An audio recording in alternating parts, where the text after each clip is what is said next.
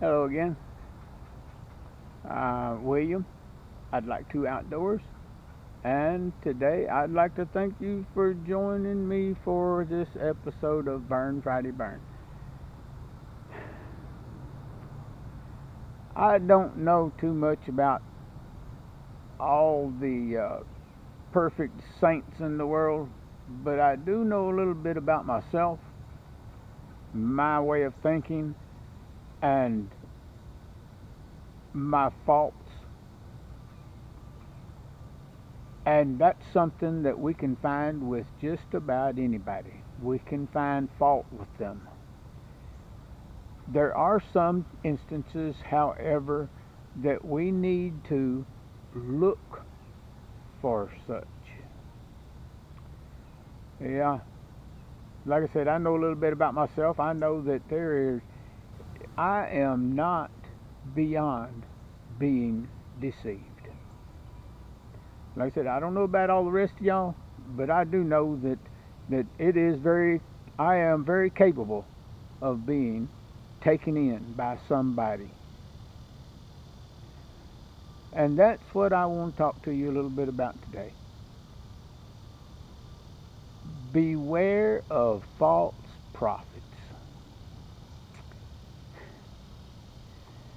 So, I think I'm going to get up from here and step off over yonder and get a burn going, and then get back over here and we'll get into this. I'll be right back.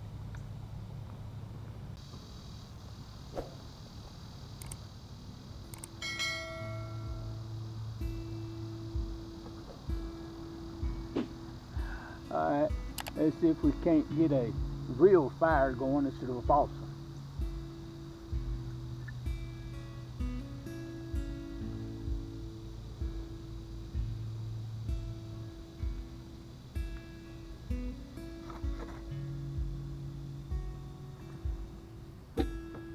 Looks like we're getting a good start on it.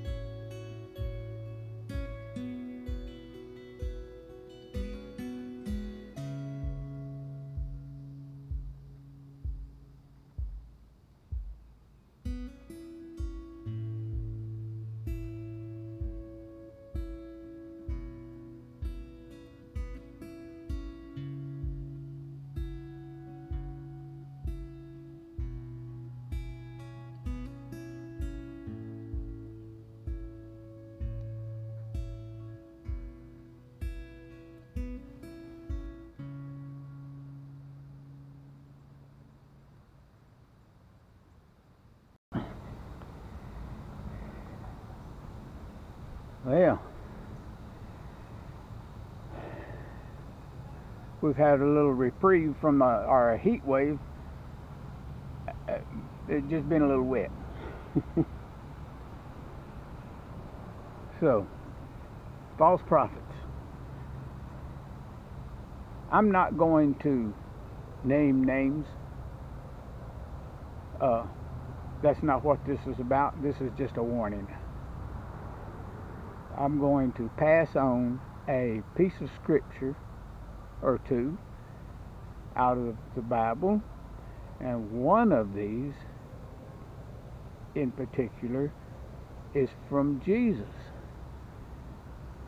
And we're supposed to follow his teachings, and we're supposed to use him as an example for our own life. So I'm going to go to Matthew chapter 7, verses 15 and 16 to begin with. He says, "Beware of false prophets who come to you in sheep's clothing, but inwardly they are ravenous wolves." And the first part of verse 16 says, "You will know them by their fruits." Fruit. Wouldn't that be the kind of lifestyle they lead? Like I said, I'm not going to call names, but I have in the past, and in now too. I look at quite a few videos on YouTube and otherwise, and I sat in on a few sermons, a few, yeah, quite a few, and I have sat before in the congregation of false prophets. They look real fine when they're standing up there in the pulpit talking about the scriptures and how they should affect our lives. And then I have managed to be behind the scenes, out of sight, and hear things coming out of the mouth of those that shouldn't be coming out of them. Jesus said, carrying on with verse 16, "Do men gather grapes from thorns or figs from thistles? Even so, every good tree bears good fruit, but a corrupt tree bears evil fruit." It bears evil fruit. It's still a tree. He doesn't deny that it's a tree. He says a corrupt tree. A good tree cannot bear evil fruit, nor can a corrupt tree bear good fruit. They're both trees. One's good and one's corrupt. So it's by their fruit you'll know them. I'm not saying that you need to follow everybody around and see what kind of secret life they're living, but even the corrupt tree or the evil tree still bears fruit. It might not be any good, but it still bears fruit. It still looks good. Yeah. And that's how we can be deceived. Just because they look good and they sound good while they're standing up there in front of you and teaching, just because they know the scriptures inside and out, and they can even quote verses backwards, they know the definition of every word in the Bible because they studied Greek and know the definitions of everything. That doesn't mean that they are bearing good fruit. We should know the scriptures well enough to where if a teacher does stand in front of you with false doctrine, you know. But still, we're not going to be able to follow everybody around. We're not going to be able to be behind the scenes and hear every word that comes out of somebody's mouth when they're not standing before the congregation. But we can ask God to give us a discerning spirit. You might be able to pick up on some things that's being said that would give an indication of what they're like, but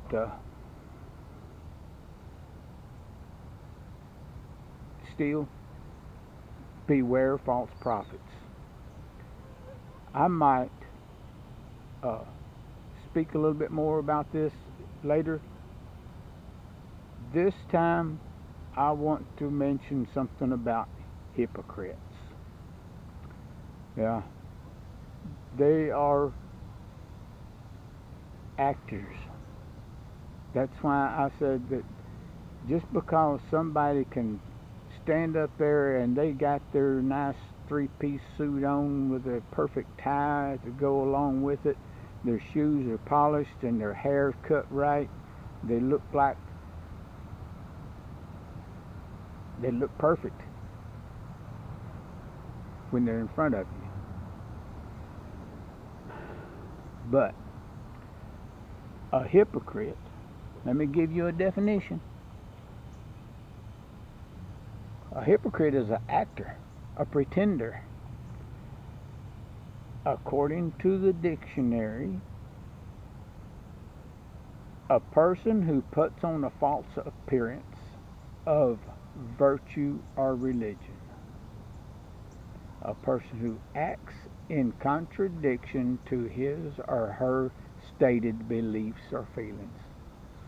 And in the Strong's, the definition of the Greek word used in the New Testament for a hypocrite, where Jesus talks about them, the pretender or actor.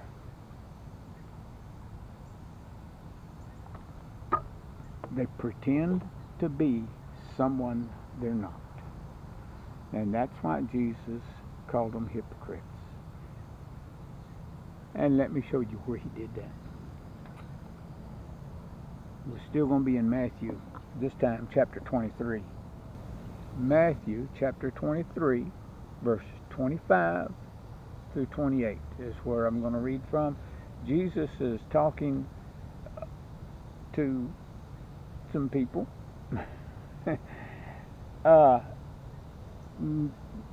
Some scribes and Pharisees, of course. They're the ones that were always being hypocritical toward him. Yeah. Verse 25. Woe to you, scribes and Pharisees, hypocrites! You cleanse the outside of the cup and dish, but inside they are full of extortion and greed. See, they looked good on the outside. I mean, he wasn't talking about their bowl that they eat soup out of or their cup that they drink water out of. He was talking about them and how they appear to be all spit and polished on the outside, but their hearts were far from being cleansed. You blind Pharisees, first cleanse the inside of the cup and dish, that the outside of them may also be clean. Woe to you, scribes and Pharisees, hypocrites! You're like whitewashed tombs, which indeed appear beautiful outwardly, but inside are full of dead men's bones and of all uncleanness. So you also outwardly appear righteous to men, but inside you are full of hypocrisy and iniquity. So I would just like to pass that warning along to you, that you should beware of hypocrites. They'll stand up there in front of you. I mean, it can even be someone you have sat in Bible studies with years. You know, even if it's somebody that you have left from church with and went out to lunch and sat through a meal with them, you still don't know what's in their heart until you see it come out.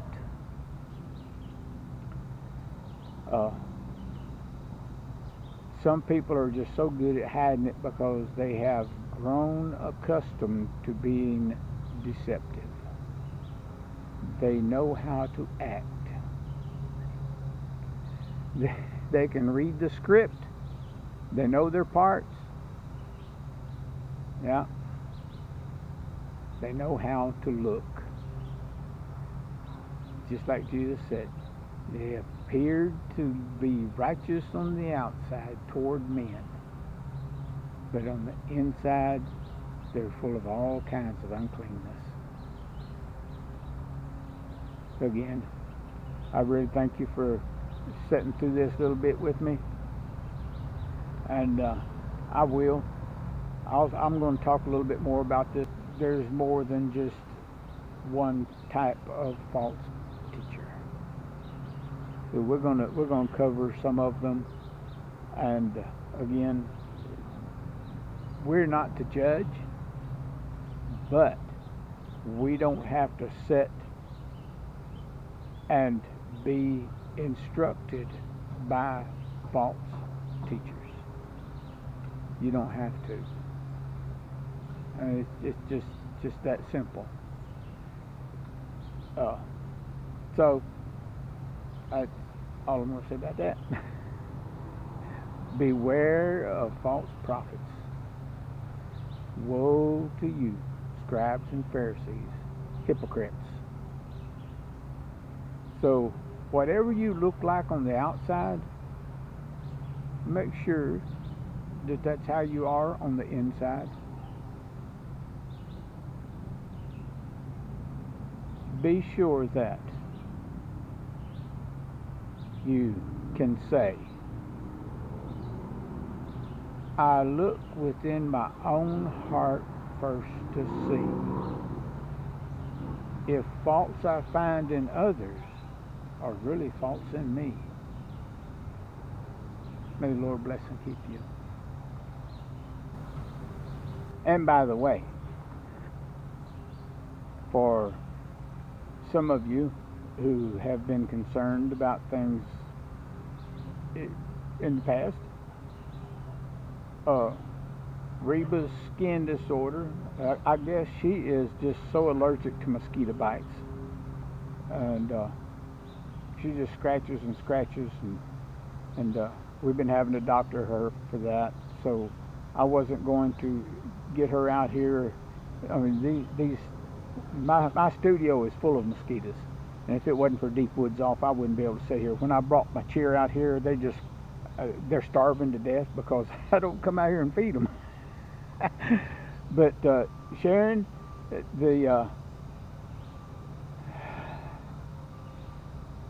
her sinuses for the past week.